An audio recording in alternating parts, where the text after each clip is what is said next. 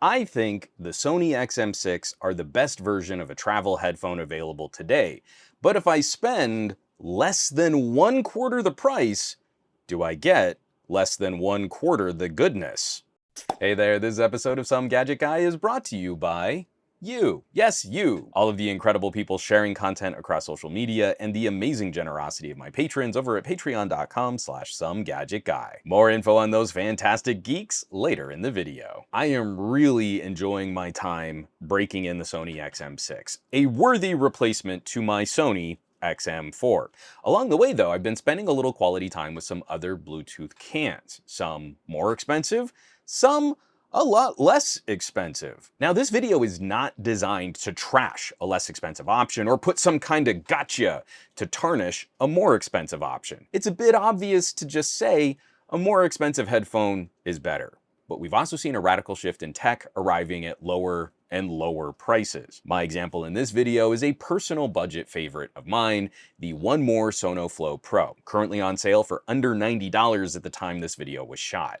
So just skimming the spec sheet, it's wild to see how similar these two are on paper. Over-ear Bluetooth cans, folding frames for easy packing. They both support LDAC for high-res wireless audio playback, and they both can plug in over a 3.5mm audio cable. Both boast wide frequency responses and effective active noise cancellation. So there you have it. Game over, Sony. Why spend more? I got to the end of that and couldn't help some snark. It's just a little bit of nuance, but like in my standalone headphone reviews, a $400 headphone is not 4 times better than a $100 headphone in some simple idea of linear quality. After a point, higher prices come with more focus, specialization, and refinement.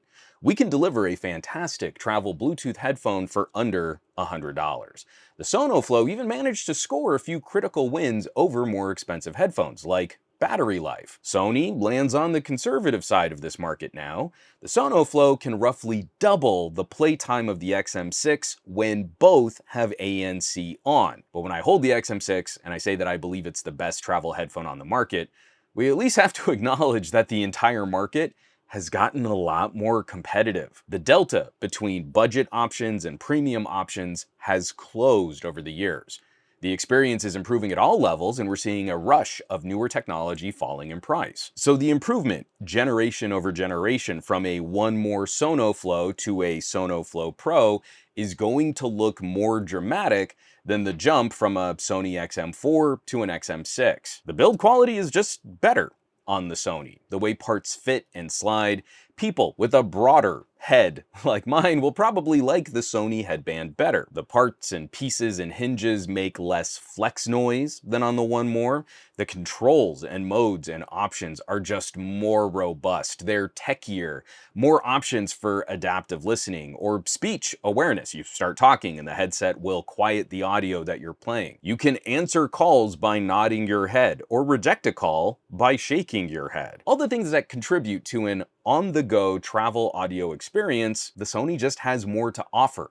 Not the least of which is noise reduction. One More has improved their ANC significantly over the last couple years, but Sony has always been at the top of this market. The One More do a commendable job of reducing noise in my environment, where in the same situations, the Sony will somehow reduce more noise and still deliver a more natural, less affected playback. Has the gap closed between these price points? Absolutely yes. Is one noticeably and demonstrably better than the other? Also yes. Now, it's a tricky aspect of a comparison like this when we got to talk about sound quality. A part of that's going to be subjective. I'm grading these cans on a specific criteria. These are headphones I turn to when I'm confident I will not have the best listening environment. From a loud cafe to an airplane, I am not using these in audiophile listening conditions. If my room is quiet, I'm going to use open back headphones. And of course, my fit, my preference, my ears, my hearing loss will not be the same as yours. So,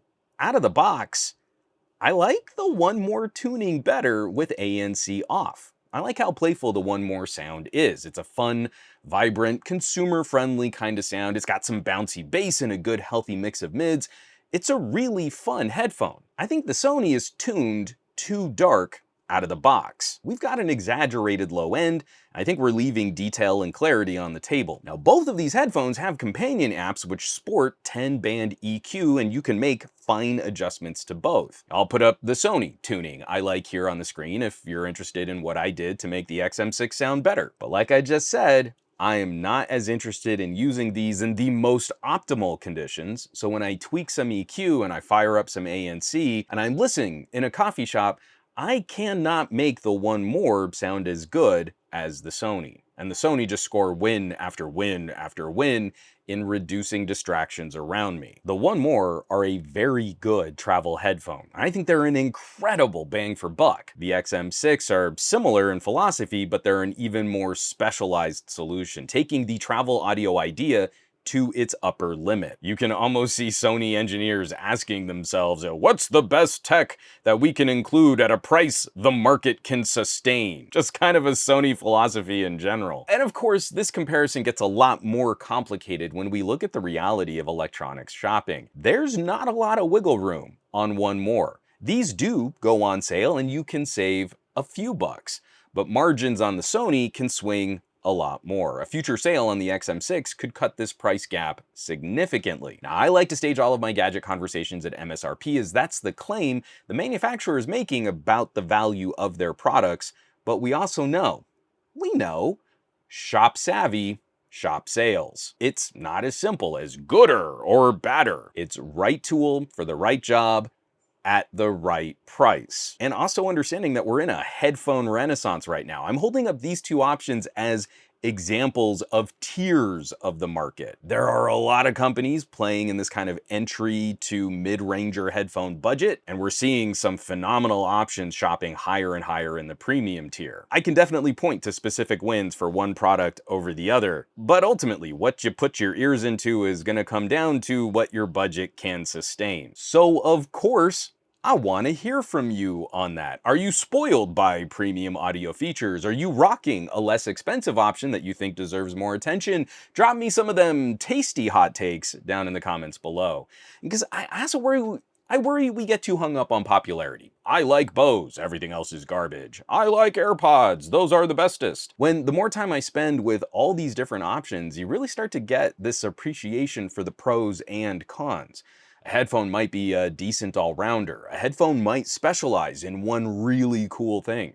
And it takes a little nuance and some consideration for who you're talking to about all this stuff. When I get to play with contrasting solutions like these, hopefully you all understand I just think this is a lot of fun. So I've done one video on the XM6 just talking about my initial experiences on this headphone. Now we've spent some time looking at something that might challenge Sony at a lower price tier. And I think after this, for part 3 of our XM6 conversation, we've got to move up the food chain a little. Can we put Sony under a little pressure if we spend a bit more? Stay tuned, it's gonna get nerdy. Of course, I love digging into audio. Audio has always been my first love, my first passion, and I love sharing these experiences, and the folks who get to see the results of my testing and reviewing first are, of course, my incredible patrons. All of the people over on patreon.com/SomeGadgetGuy. This list of names scrolling by on your screen right now, a huge thank you from the bottom of my heart.